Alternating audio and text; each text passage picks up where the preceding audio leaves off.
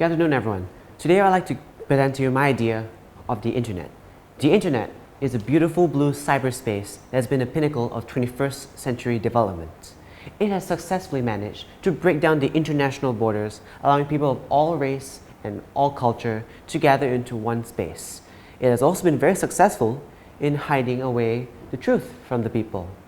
Because these days, the people have brought on board their negative mindsets, their negative cultures, which has turned the internet into a far less blue and beautiful space than it initially was. These young people, which are the main users of the internet and the main consumers, are the main influencers of the internet. They have successfully managed to ignore the entire multiculturalism on the internet and have decided to create divides of their own by creating new forms of borders and by creating new forms of divides, by bringing on board their racism, their insensitivity, and worst of all, their childishness. Because although, yes, they have created new forms of trends or trend setting, which have allowed them to meet groups of people who can confide with them, they can make friends with, they have also willingly forged a new form of war by setting one trend against another and by changing trends so often that you no longer know what is trendy. This ideas and this ever-changing cycle of internet influence has given birth to a new form of cyber warfare. This cyber warfare has been further worsened by the new birth of mindsets known as the confirmation bias, the war of trends, and anonymous radicalism, and most of all, gallons and gallons of fake satirical news. As much as everyone knows, satirical news is meant to be comedic, but in reality, it doesn't help anyone. It serves absolutely no purpose. That's at the fact that these days, people are obliged to shove down their throats gallons and gallons of supposedly trendy stuff, which has normally a lifespan of less than 2 weeks in order to seemingly remain relevant in society. Now, the huge problem is that the main point is that there is something called a definition alteration. As far as the entire trend setting thing goes, this is 100 times worse. Because now instead of constantly changing what people like and what people perceive as something nice, they have decided to twist the rules of the world on its own. This definition alteration has given birth to a new form of dictionary the young generation would call an urban dictionary. And why does the Urban Dictionary exist? Because the young people think exactly like the words that the Oxford Dictionary had to offer. This Urban Dictionary has been mainly responsible for allowing young generations to define words that don't exist and for twisting words to the way that they prefer it to be. As I'm pretty sure you know, rules are rules, and this is not how the English language was meant to be. As far as the Urban Dictionary goes, it creates a huge divide between those who use the Urban Dictionary, slangs, whatever terms they may find, against those who actually use the official dictionary. The problem is further emphasized on derogatory terms. As pretty sure you know, derogatory terms are in general not nice and should not be said. But thanks to this phenomenon of definition alteration, they have been able to twist around the rules of derogatory terms by undefining some terms and changing the definition to make it seem offensive. Alongside the fact that they have been able to influence what are derogatory terms by getting many people to say it as once as a form of trend or by simply claiming it's a joke. So therefore, to them, if it's a joke, no one should be offended. This creates a massive confusion among those who wish to use the proper terms. And the further problem is, and ironically, these people are the exact same people who are every day rallying for their free speech and sense of individualism, and are the same people who are, ironically, ostracizing and suppressing anyone that doesn't seem to agree with their trends. These are the same people that think it is a great big idea for them to gang together and find any form of comeback for anyone that gets offended by whatever slang or derogatory term that they seemingly find not offensive. This along with all the other problems, have created a huge single problem which has managed to turn the internet from an entire space filled with beautiful information into a museum of human stupidity. The big problem is where it comes from. The problem of this new age of internet lies within two groups of people, the parents and their children, my generation basically. These children and parents have been using the internet way more than they did 5 years ago. And while the usage of internet keeps increasing over the years, their mindset changes as well. Once upon a time, people would love to have full of people with skill, experience, and knowledge. But this is the hard way to gain support. Nowadays, people can find popularity in a far more easier way. Instead of finding skill, they take the easy way out by finding entertainment.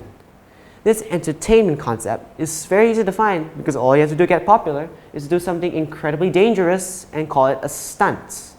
And that by that moment, you get people to click that red subscribe button or leave a like or follow their Instagram page. They were willing to do basically anything to raise that number next to the subscribe button and raise the number of likes by thousands. Because to them, and it is true, that in this modern day, the bigger the number, the more influence you have. Because the more followers you have, the more people you are able to influence with whatever trend you are setting. This makes you seem more powerful. This makes you seem more influencing. This gives you more grasp over human society.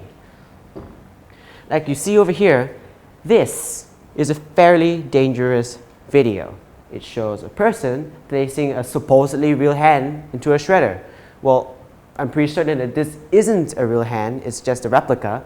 But the problem is, this isn't the video.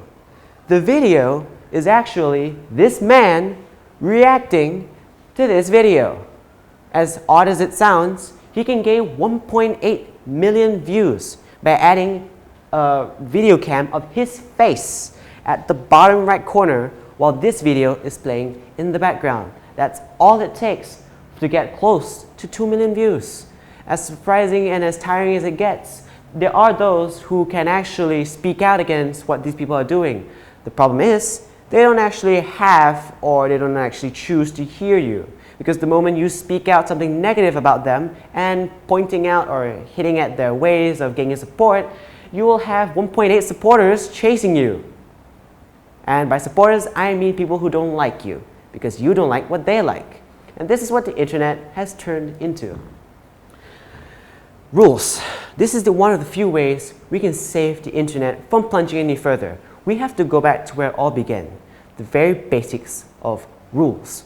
Whether it is the no smoking or eating to no drinking in the library. People these days, they don't respect the rules. The young generation think it's really cool to break the rules, giving birth to the saying that rules were meant to be broken. Well, this creates a very dangerous concept, especially with the world's most simplest rule of going on Facebook when you're the age of 13. Because Facebook has this rule for a very, very good reason. It is not necessary for your primary school children to have a smartphone and allowing them to go on Facebook and expose themselves to all sorts of negative content. Because the internet and the smartphone was invented for the purpose of communication. The Facebook idea is just a side quest. It's not a necessity. The necessity is that you can communicate between child and parents. And giving your kid Facebook doesn't make anything better. It actually makes everything a million times worse. Because in a mere minutes of your child surfing Facebook, they can immediately be exposed in that matter of minutes to everything that is negative and anything that can twist their mindsets for years to come. This is dangerous. And as much as parents can try to fix the problem by limiting their children's access, the once they are exposed, they will one day become part of this comment section too.